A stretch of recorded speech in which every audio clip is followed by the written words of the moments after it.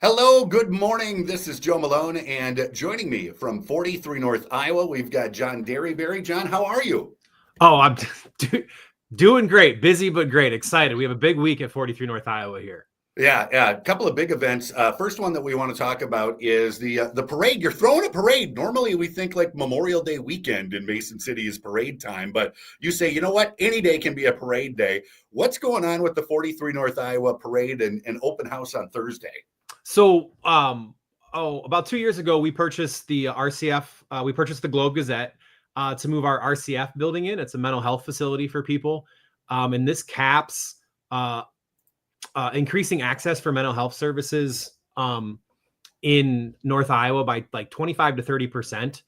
And in talking with our community partners, the city, the police, Mercy, and some other folks, we just decided that sometimes in social work, you got to celebrate. So Mhm. we're going to have a parade from the old RCF to the new RCF and then have a ribbon cutting. Um, and we've invited all of our community partners and neighbors to this event, and let's celebrate. Let's have some fun with social work and continue to destigmatize mental health and receiving help through a celebration with music and um, gags and funny skits throughout the whole day. Well, if people are not following 43 North Iowa on Facebook, on social media, you need to because you've done some great promotion leading up to the event, John.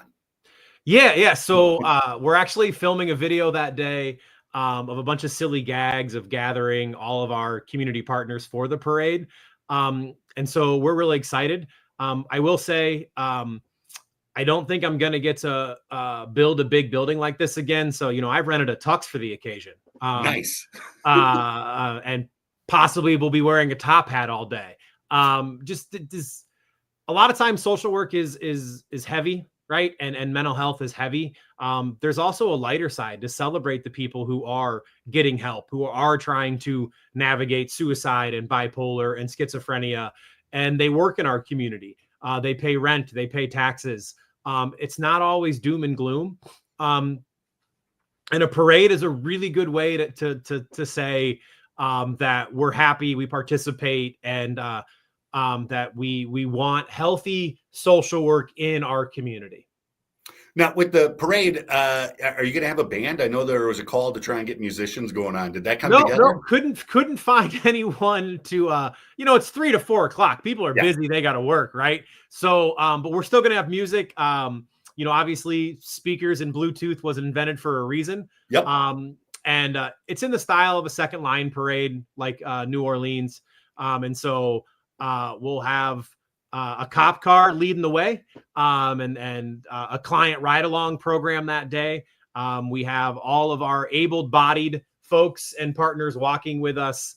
We have some people on scooters, and then we have a flatbed for people with mobility issues. And so it's an accessible parade with dancing and umbrellas and costumes. And let's have some fun, right? Let's just jam out to the fact that we've been able to do this.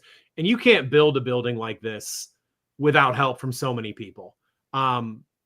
City government has to approve all the zoning things and help you through that. Dean Snyder and Berglund and Cram got to do the design and build it. People got to donate. This is such a lift from the Mason City community that we wanted to make sure that people could see it before clients moved in, and that we wanted to make sure that we showed people that social work can be fun. Now, the parade for the public, are we able to like line the parade route and whatnot? Oh yeah, people can line the parade route. If people that support 43 North Iowa want to join in and walk with us, go ahead. Everyone is welcome. And Okay. man, if Mason City turned out for just a mile-long parade and cheered the clients and staff walking, wouldn't that be a wonderful, heartwarming moment, right? Like the community showing up to cheer people with disabilities and the staff that work. They don't throw too many parades for social workers. And so that would be awesome if the community turned out and cheered on my staff and the clients and the people who built this. And now, parade route, you can find these images I believe on 43 North Iowa's Facebook page as well, or just pause this video, like go back and watch it when we're not live and pause it, and you can see where the route goes. But basically, you're going from the existing facility, and that's right by the post office, right, John? Nope. We're on 408 First Street. Okay. The building by the post office is crisis stabilization. It's part of the $6 million expansion. Okay. We are over, down in like the West Park area. So 408 First Street. Okay. And then we will walk to the Globe Gazette. We mapped it out. It's like 0.97 miles. So about a mile walk for folks, or a ride if you need to get on the truck. Okay. Sorry about that. I hope I didn't confuse too many people, because you do have a growing footprint, and that's part of what this celebration is that growing footprint here in North Iowa. Now, when it comes to the ribbon cutting and then the open house, what are people going to see from 4 o'clock till 7 o'clock, John? So the building's open for people to explore. So this eventually will be people's residence. And so when we move people in, we can't really do big tours. So this is the chance to see a community cornerstone. The Globe Gazette has been, that building was there for a long time, and it was the cornerstone of where we got our news. And it was a community hub. We turned it into a different type of community hub, and we think social work should be transparent.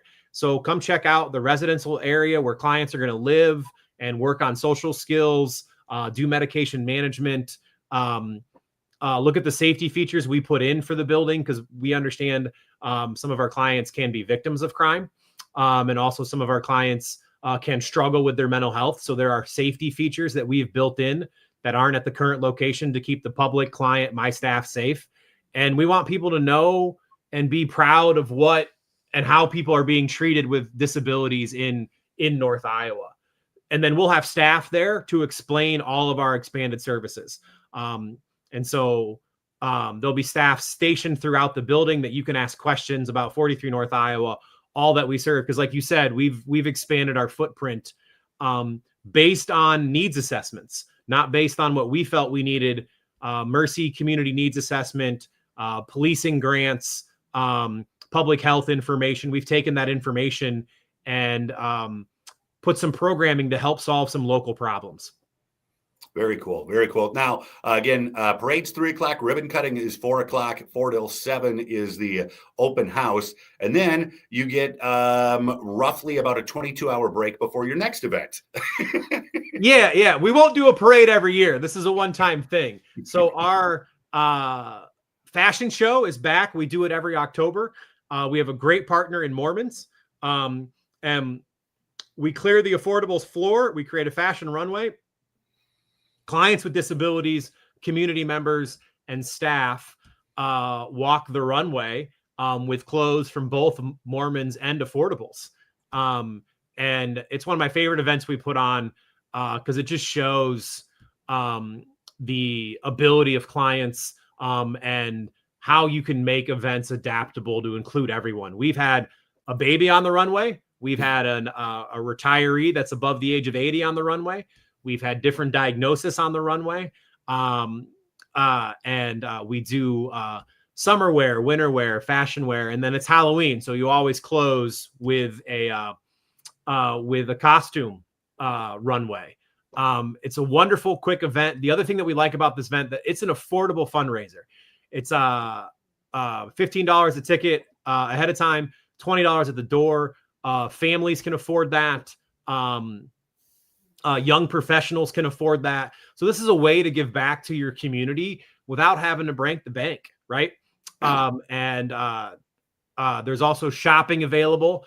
So if you want feel like a little private VIP, get a ticket, and then you can also peruse affordables racks at intermission and after the show. Very cool. Now, are you going to be sporting the tux 2 days in a row then? I might sleep in it. I can't tell you, like, to do social work in Mason City, and I've done social work in Iowa City, in Cedar Rapids, and in Waterloo throughout my career. The community here, the support that we get is top notch. There's 155 businesses in North Iowa that employ people with disabilities. It's amazing. And to have so many people support what we do and want to be a part of this. That's what social work's supposed to be, right? getting people back into the community, feeling stable, and the community being open to that. And that happens here. It's not perfect. There are always rough edges with social work. There's always friction sometimes between the community and the social work, and rightfully so. But the amount of friction here is so low, you barely notice it. And so I'm so excited and happy to show this off to the community, because it's great. It's a great place to do social work. So many people want people that are struggling here to do better. It's really cool to see.